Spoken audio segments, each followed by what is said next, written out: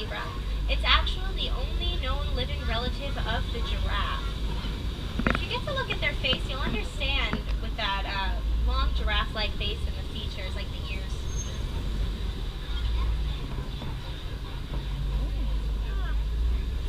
Now, one of the animals that we're trying to protect here on the reserve is the black rhino. Now, unfortunately, our sightings of this animal have been getting slimmer and slimmer, and that's due to the fact that there are only about 5,000 of them left in the whole world.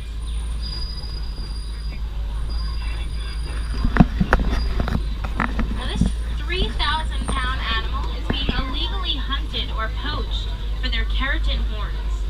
It looks like we're getting pretty lucky, and I think I see one over here on the left.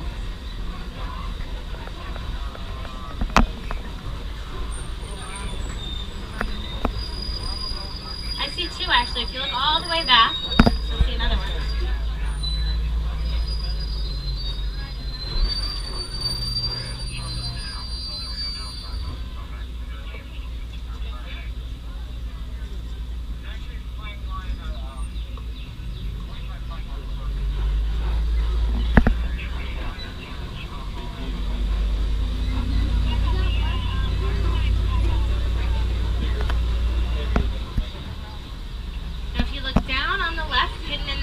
You're going to see a bongo. Now, bongos do normally stay behind the brush or hide in the back ends of the forest. And because they do that, they've earned themselves the name, the ghosts of the forest. Just make sure everybody stays seated for me, all the way in the back. Stay seated, please. Thank you.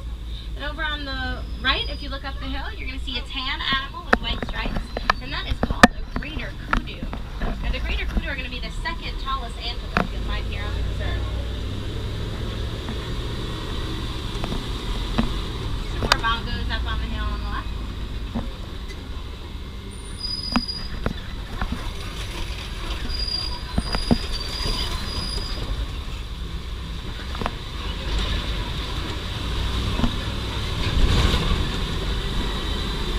So we're going to make our way into the Safi River and see if we can find my favorite animal, the Nile hippopotamus.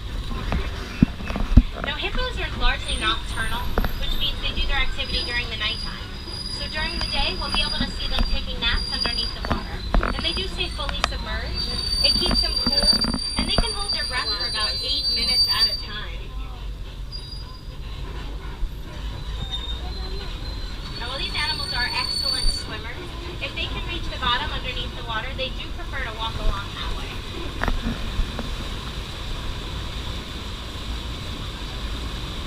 Some more over here on the left.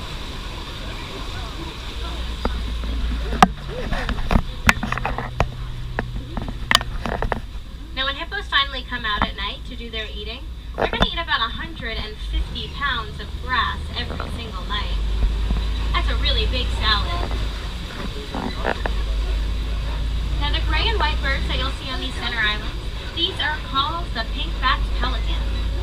Now, the pink-backed pelican is one of the smallest in the pelican family, and they get their name from a pink color that appears on their feathers during mating season.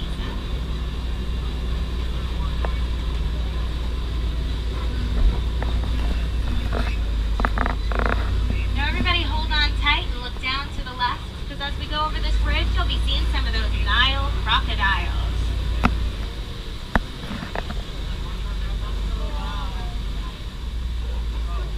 Now, the Nile crocodile can get to be about 20 feet in length, which is about as tall as a giraffe. And despite their little legs, they can run up to 10 miles per hour on land. They also bite down with a force of 2,000 pounds per square inch. And if you see any of them with their mouths open, they're not trying to scare you. It's just a way to let heat escape from their body. But they scare me anyway, so let's head into the savannah.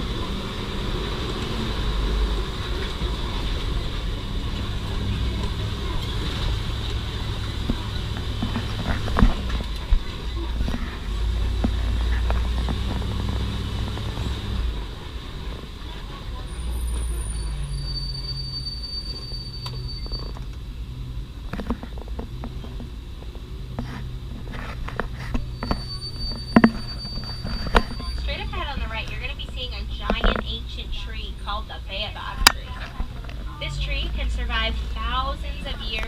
And it's also called the upside down tree because it looks like its roots are up in the air. Now this tree can also go long periods of drought by storing water in its trunk. It's also leafless for about 9 months out of every year. So it looks like you're not in time for baobab tree season.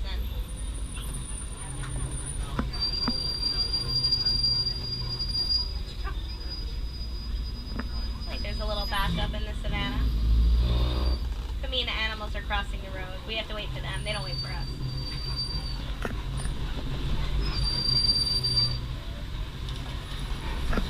We're going to be coming up on one of my favorite views on the whole reserve.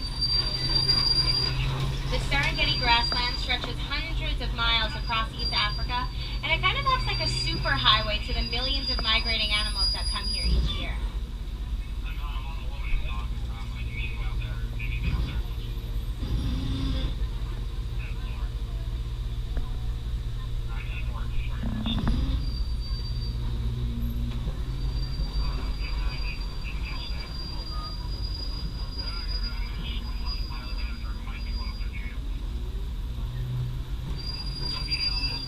Make sure you keep your eyes open through these grasslands. A lot of these animals like to hide.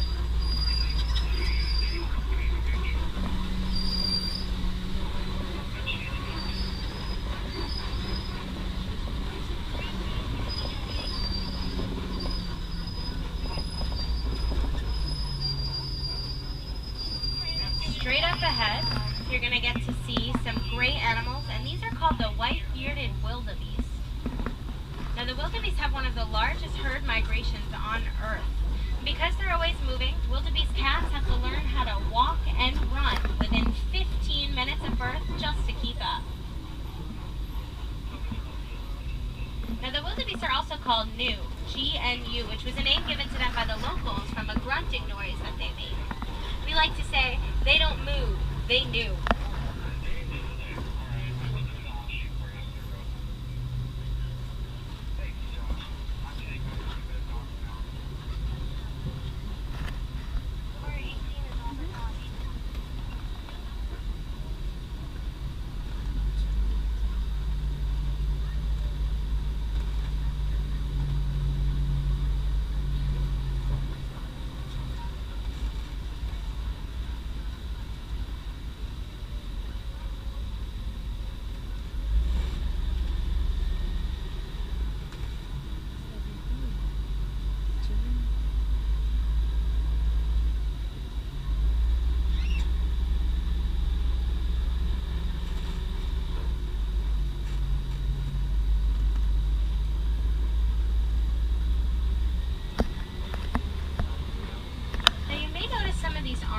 Cones or stone-like formations across the savannah. These are called termite mounds. And termites make them out of dung, saliva, and dirt. And in the sun, they can get to be as hard as concrete. They're so hard that elephants actually use them as scratching posts. And when they're worn down, other animals like the wildebeest like to stand on top of them and look out for their predators through the grasslands. Now, this is the tallest one I've ever seen, coming up here on the left. But they're reported to get to be about 30 feet in height.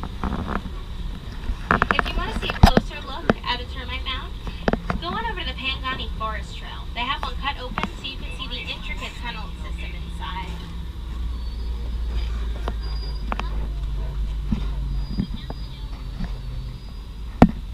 Looks like there might be some animal stops up front. That's why we're getting this traffic jam.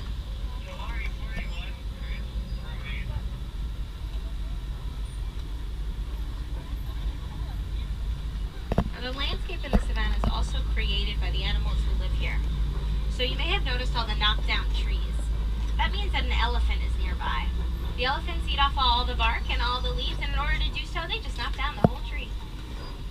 The giraffes will eat the undersides of the leaves, and that'll let some light in to let grasses spread in the place where those trees were just standing. And then the antelope and the wildebeest will mow down the grasses. So in a natural balance system, there's plenty of food for everybody. If you look up, you may notice that all of these trees look like they've been trimmed to the same height. That's because the giraffes munch on them, and that's as tall as they can reach.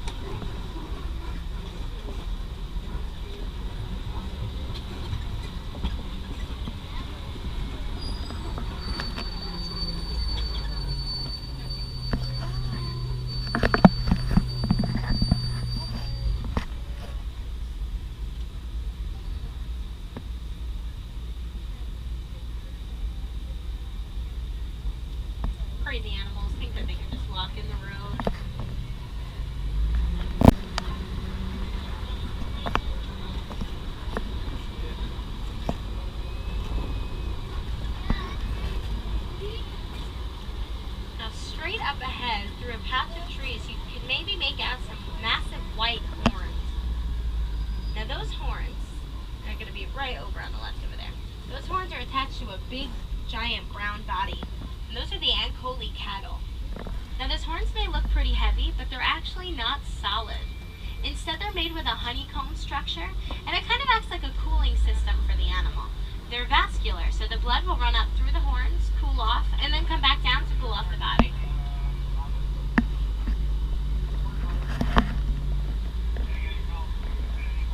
Those horns can get to be about 5 to 6 feet in length.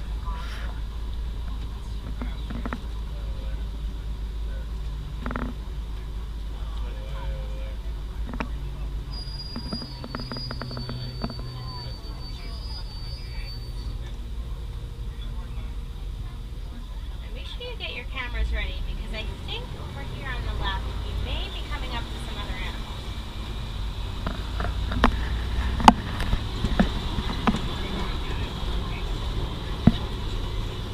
Aha!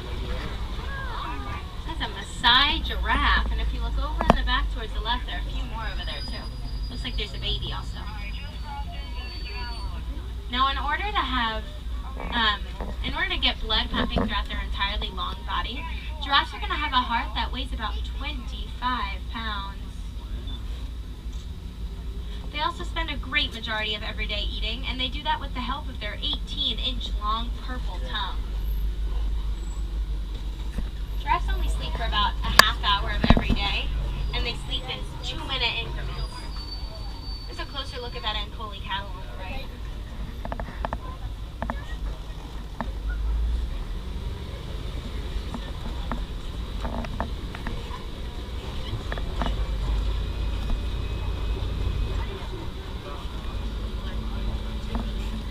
Okay, so right up here on the right is one of those elephants we were talking about. This means we're getting closer to elephant country. And over on the left is going to be Monkey Point, home to mandrills. And mandrills are one of Africa's largest monkeys. They're also one of the most colorful monkeys in the world. There's one on top of those rocks over there, hidden in the trees.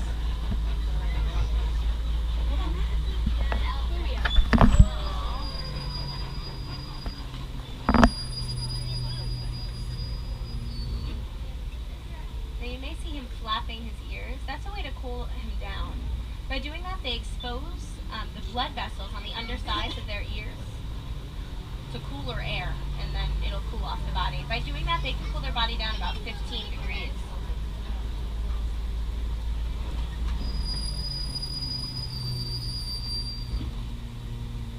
Now, are you guys ready to go into elephant country?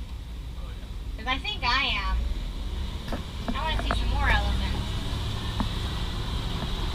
It's just going to be a quick right turn right over here.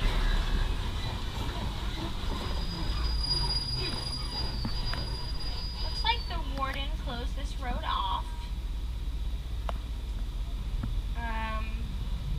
That's the only way I know how to go. But I think I saw another truck go through this way, so we'll just have to, we can figure it out. Just bear with me, guys. I'm new, so I haven't been this way before.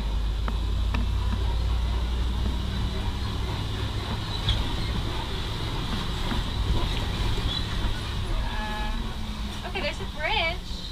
Oh, it looks kind of old. Well, I don't see the other truck, so they must have made it across. All right, just everybody cross your fingers just in case.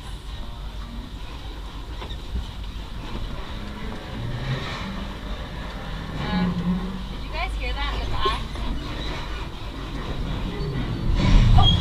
Oh, everybody lean right, lean right, lean right. Oh, God. All right, well, the front tires are off, so at least I'm safe. We made it. I'm never going that way again.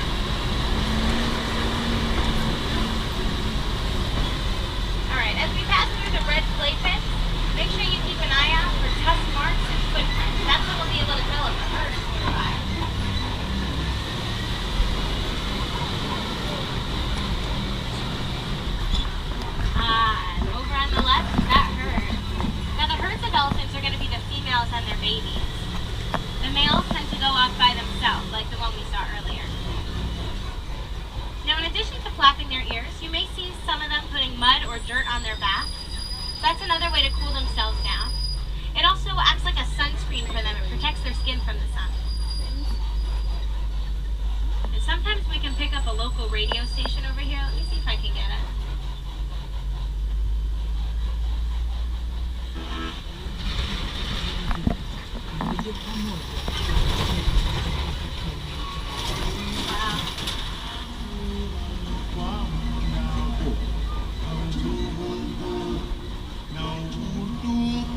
Elephants are going to eat a minimum of 300 pounds of food every single day.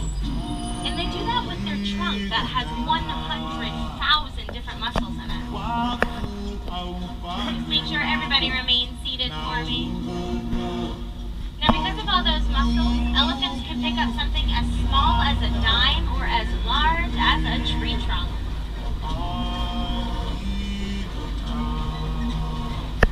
Now, unfortunately, humans are the #1 threat to elephants. People kill these animals for their ivory tusks. And while humans are facing population increase, elephants are faced with habitat loss.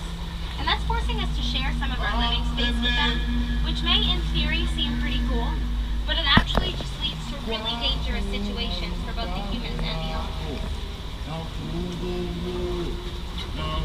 We're coming up on a group of greater flamingo. Now, a group of flamingo is called a flamboyance. And the greater flamingo are the lightest pink of all the flamingos. But they're actually born gray. Does anybody know what they get their pink color from? No? It's the shrimp. Their favorite food is brine shrimp. So after about a year or so of eating that food, they start to get that pink color. Well, let's wave one last goodbye to those elephants and one last goodbye to the flamboyants and head into East Savannah.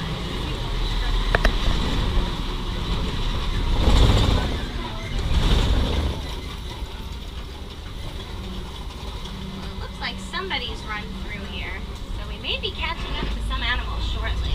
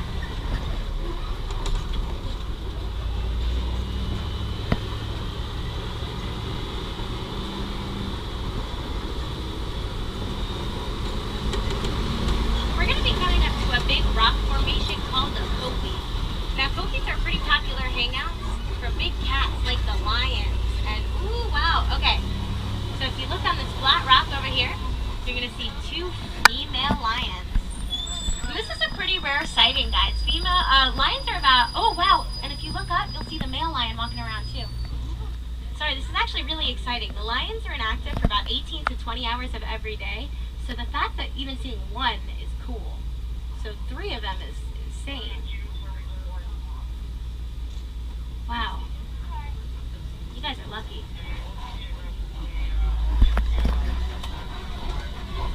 So contrary to popular belief, those female lions are the ones who are going to do about 90% of the hunting for the pride. And they're going to do that hunting in groups.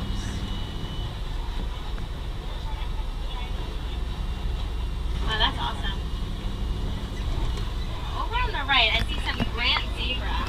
We may be able to get closer if I go around the corner. Wow. Does anybody know how to say lion in Swahili? Simba. Simba.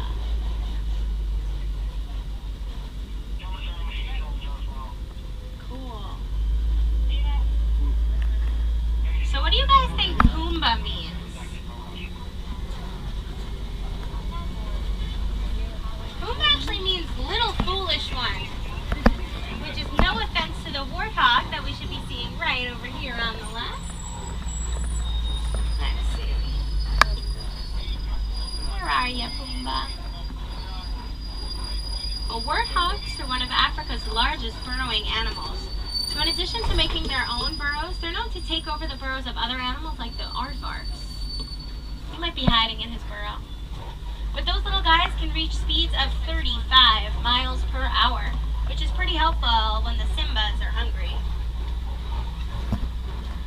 So over on the right, we're going to see some brown animals with horns. Those are called the bontebok.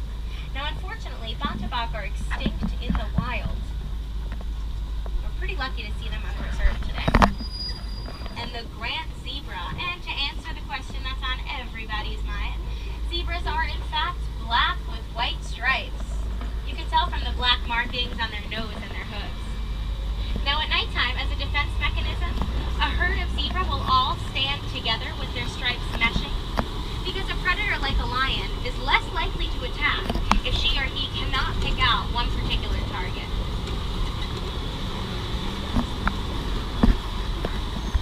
We're going to head over into the Magadi Glen and see if there's anything else for us to find.